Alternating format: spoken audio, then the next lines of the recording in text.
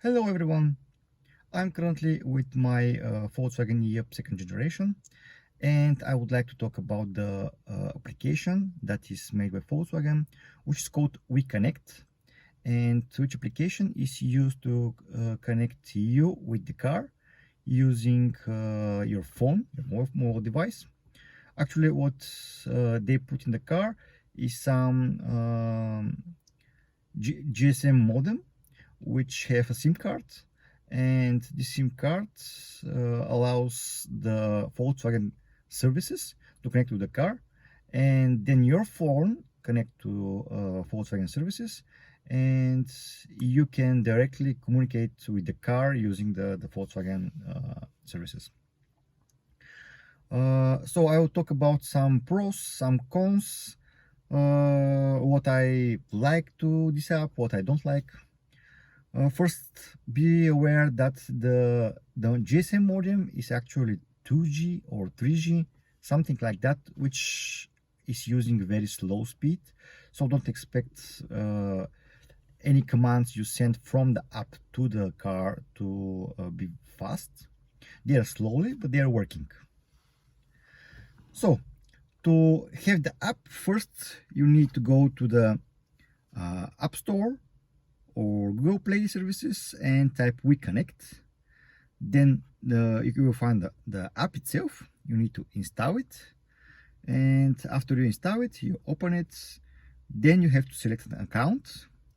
You have to type your email address here in this field.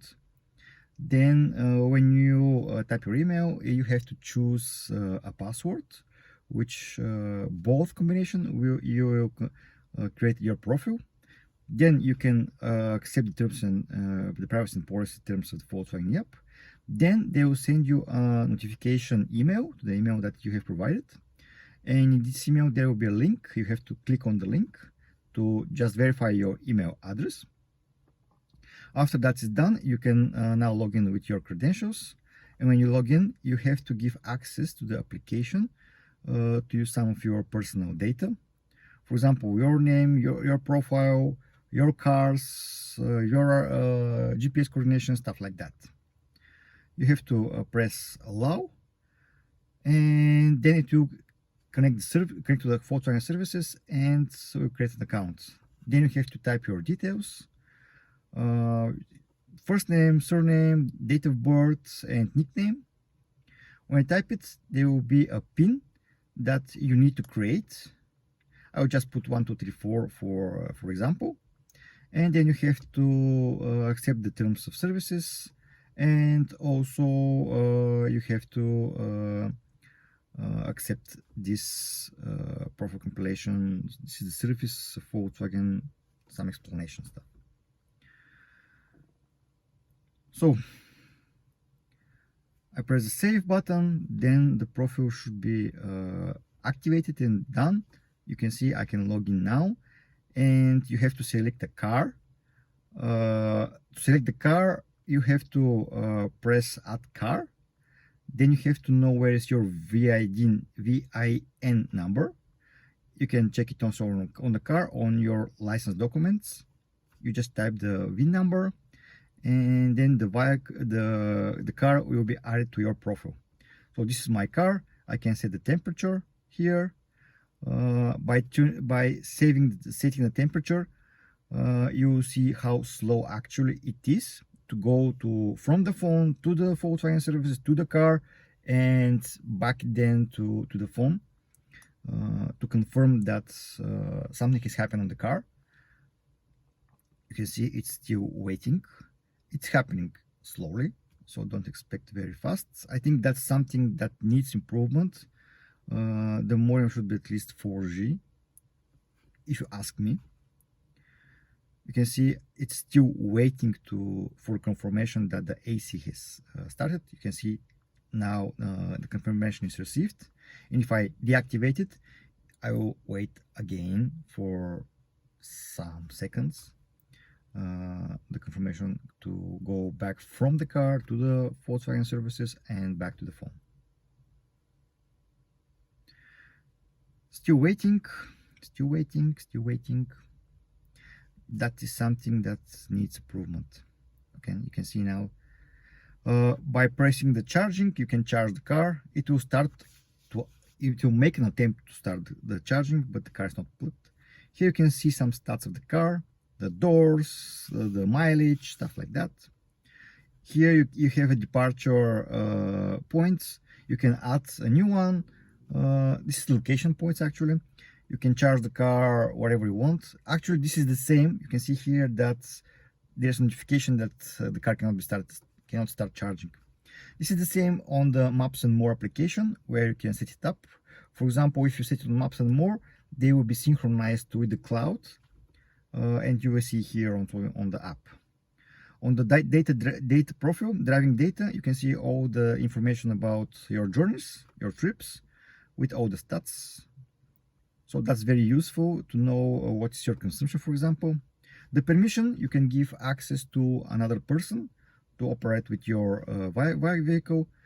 You just need to add that person. My destinations, you can point here some home address, your work address, stuff like that.